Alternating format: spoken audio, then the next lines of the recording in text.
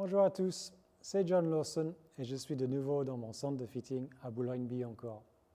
Aujourd'hui, c'est le tour de Callaway pour les nouveaux drivers 2024, donc les AI Smoke. 3 nouveaux drivers de chez eux. Donc j'ai testé ça depuis plusieurs semaines et je vais partager les résultats aujourd'hui. Donc on y va.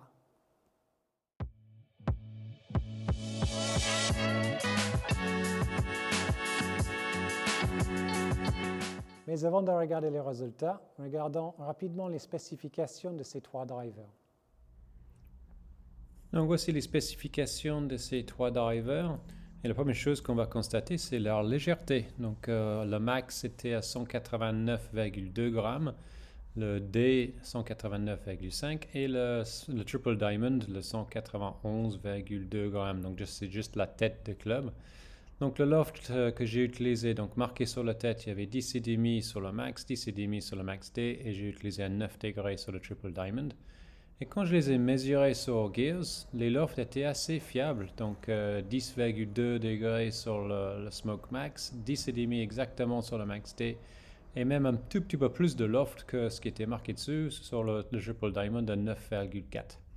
Donc vu que les têtes étaient très légères, le swing weight du coup aussi. Donc D0 ou D0,8 pour le plus lourd, donc le Triple Diamond, mais plutôt légère avec le shaft à 45,5 inches sur les 3 drivers. Et j'ai utilisé toujours le même shaft, donc le TPT Nitro 18 High, donc 51 grammes.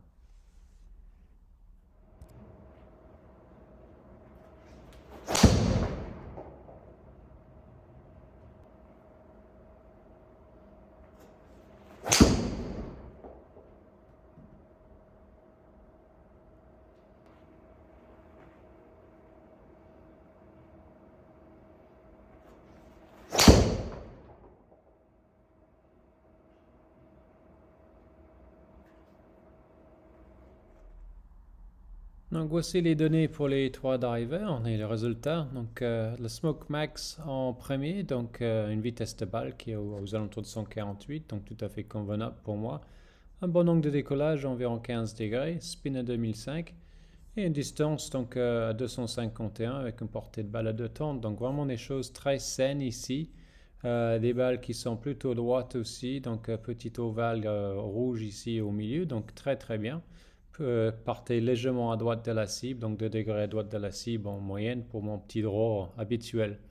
Si on regarde la max D, donc un tout petit peu plus de vitesse de balle, un poil plus haute et un peu moins de spin, avec une direction initiale qui est un peu plus droite, et ensuite avec cet effet qui est quand même assez prononcé, donc de droite à gauche. Donc vraiment, le max D, max draw, c'est vraiment fait pour faire du draw, ou en tout cas réduire un peu le slice. Et donc pour moi, ça s'est transformé en pull draw, en disant une balle qui part plutôt à droite et avec pas mal de draw après.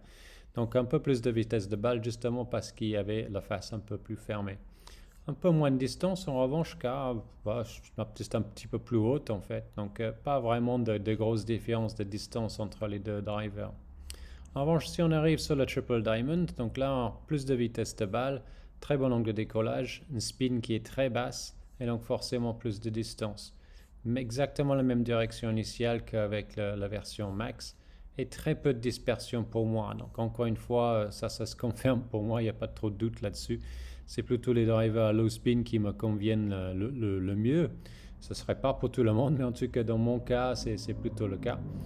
Et ce qui est sorti vraiment de là pour moi, c'était la légèreté, en tout cas la sensation de frappe de balle avec ces 3 drivers. Donc que ce soit la Max ou la Max D, ces têtes me semblaient vraiment légères à l'impact. La balle, elle faisait un bruit presque un peu creuse, légère. C'est le seul mot que je peux vraiment trouver.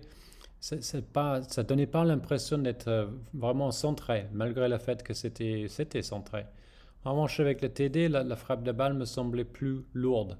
Donc là, c'est vraiment juste les sensations, les bruits que j'ai sortis moi. Mais en tout cas, c'était assez particulier. Donc, cette tête légère, pas forcément une super sensation pour moi à l'impact.